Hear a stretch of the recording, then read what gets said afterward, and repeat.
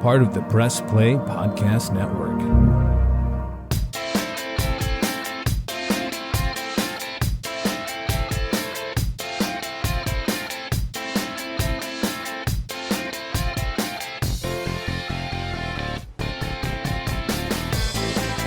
Hi, everyone. Thanks for stopping by in the latest edition of Sabol Brothers and the Baseline podcast right here on the Press Play Podcast Network. I'm John Sabol.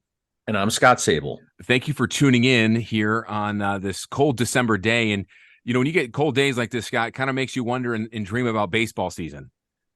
Oh, most certainly does. I love this. This is the time of year, especially after the holidays. You're thinking spring training, you're thinking February and off to the races. And we're not at the holidays just quite yet. We're getting there.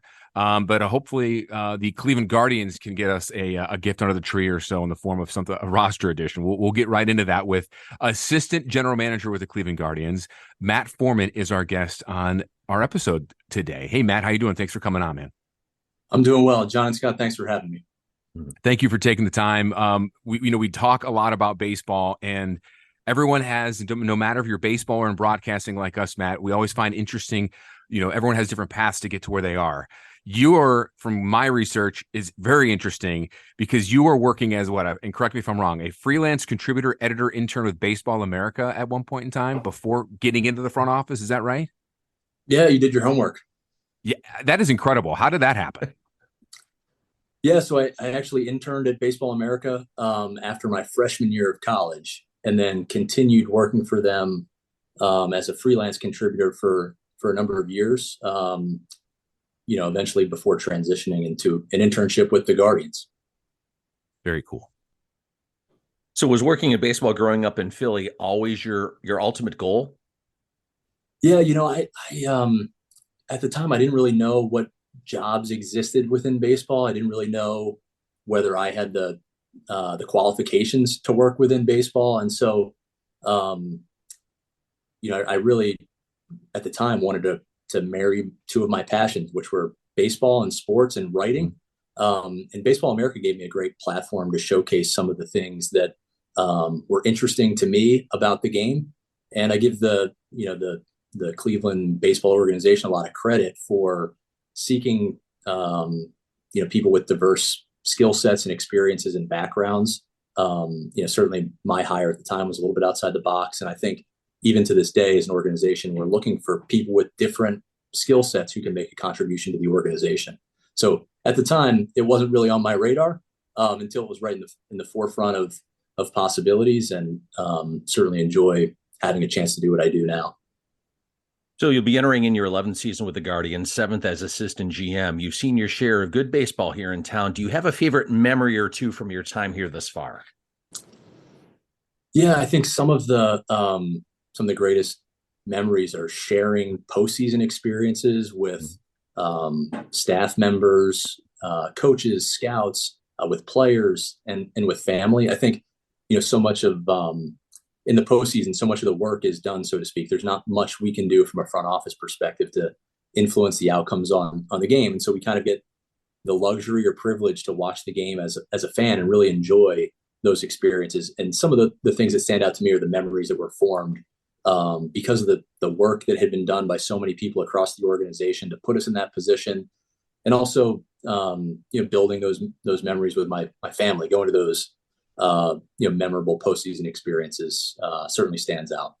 Hey, it's been a fun offseason for you guys. Hire a new manager. We'll get to that in a moment. But first, the more pressing news, or the newest news, is winning the draft lottery, getting the number one overall pick in the upcoming draft later this coming summer. Where were you when that happened, and how shocked were you?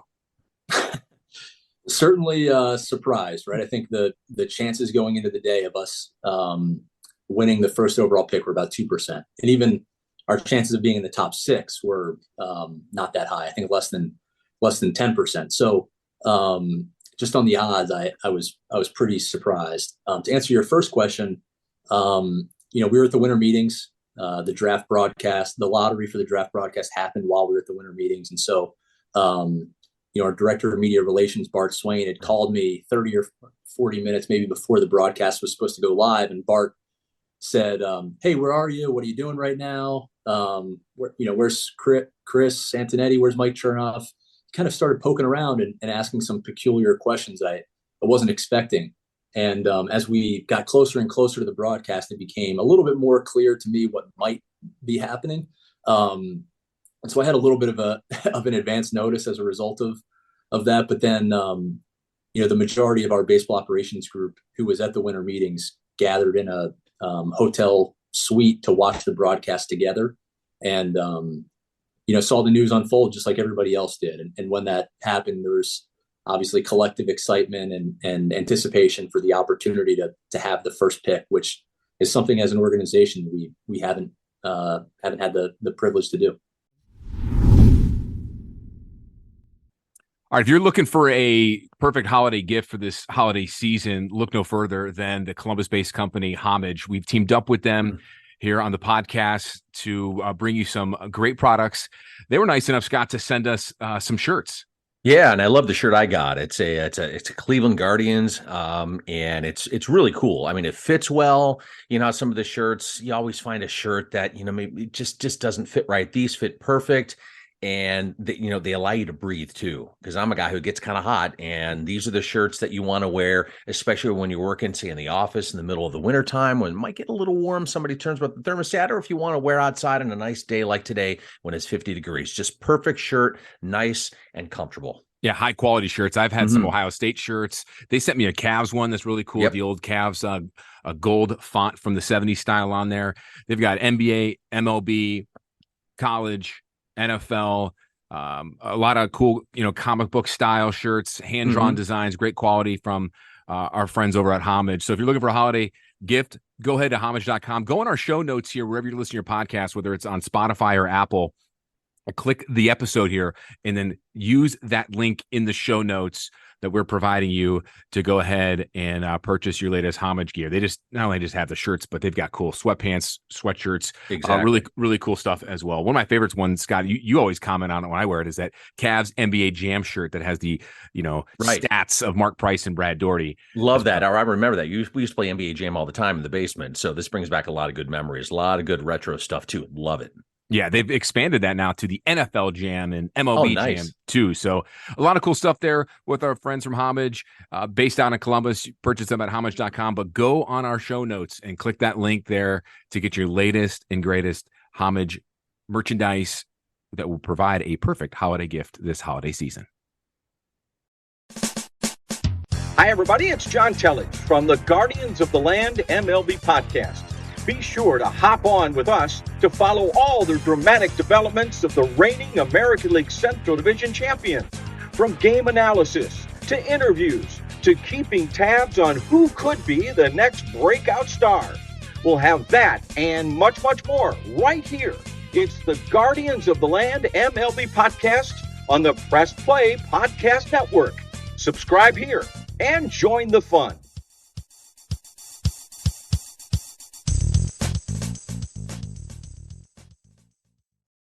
What's up, everyone? Chase Smith here, host of the Chase Smith Podcast, and my podcast reflects who I am. My hobbies, my interests, my passions, my curiosities, my careers, my questions, and my family. I'll spend time talking about all types of sports, movies, TV shows, trending news stories, and other cultural events, and even faith. This is who I am, and I hope I can get to know you as well. Join me on the Chase Smith Podcast, and let's have some thought-provoking conversations, only on the Press Play Podcast Network.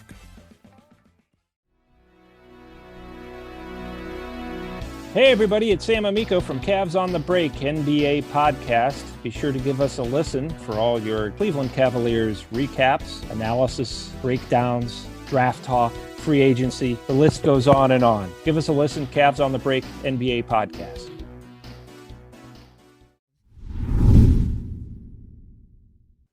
So explain to us the process, how the organization zeroed in on this new young manager and how does he fit in?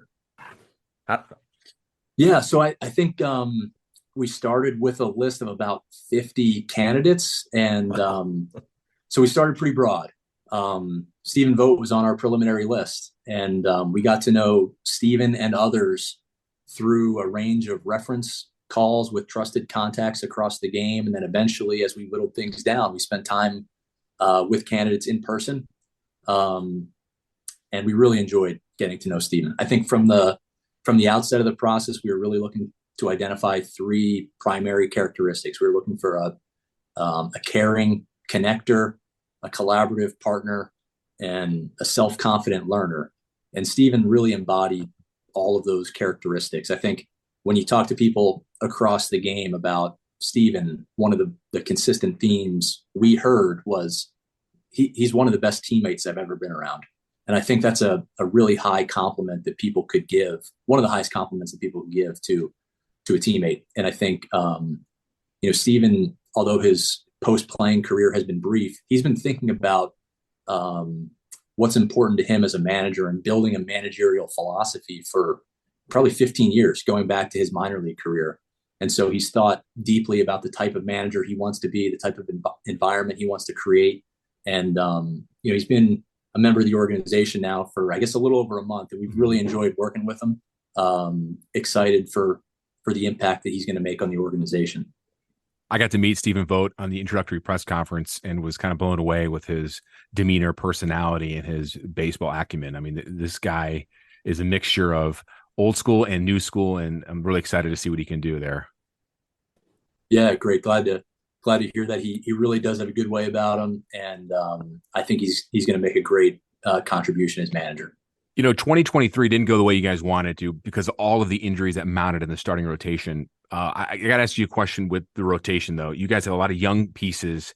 How the depth, the big question with the depth and knowing how much that helped you guys with those young pieces coming up and those guys, how much knowing what the depth did last year impact your guys' short-term and long-term decisions on a guy like a Shane Bieber? Yeah. So, I think you're right. Like, we were really excited about the development of 3 young starting pitchers last year, and Logan Allen, Tanner Bybee, and Gavin Williams, who started the year in the minor leagues and ended up, we asked a lot of those guys to carry the bulk of innings throughout the season. They really stepped up and continued getting better throughout the year, but also it really impacted us. And I think, on your broader question about depth, there's an old baseball adage that you probably know, which is you can't have enough pitching, right? And I think we ended up relying on 30 different pitchers last year and 14 different starting pitchers last year.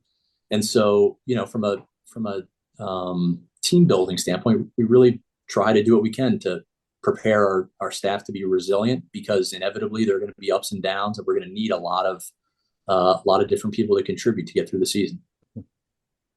Finding and developing a power hitting outfield bat has been a challenge for a long time. I mean, my brother and I remember when Manny Ramirez was probably arguably the last guy. I mean, we've had guys in between like Michael Brantley and a few others, but, they were here for maybe a few years and then maybe weren't quite like him. Not to use Manny Ramirez as an example, but do you feel the young guys coming up here, have and down in the system can fill that void, maybe like the people I just mentioned, but at least, have a positive and a significant impact here in the short term? Yeah, I think so. I mean, I think there's a lot of attention paid to, power hitting profiles. And I think we're looking for the most well-rounded contributors, the best overall players we can, whether that comes through power or other forms of production. Certainly, guys who hit the ball over the fence are nice to have, but I think we have a group of players who are returning to our major league team who are excited to see their continued development and the impact they can make on us this year. And then there are a wave of players in the upper levels of the minor leagues who may not have had a chance yet, but we're optimistic about the impact that they can make on us in 2024 and beyond.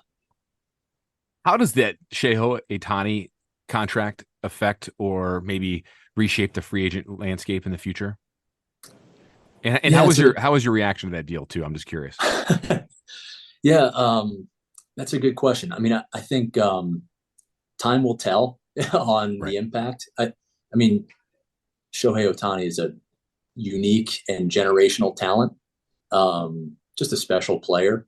And, I think he signed a unique contract. All the details of the contract are still kind of being reported now. And so I think time will tell the true impact of his contract. But other than that, I'm not really sure.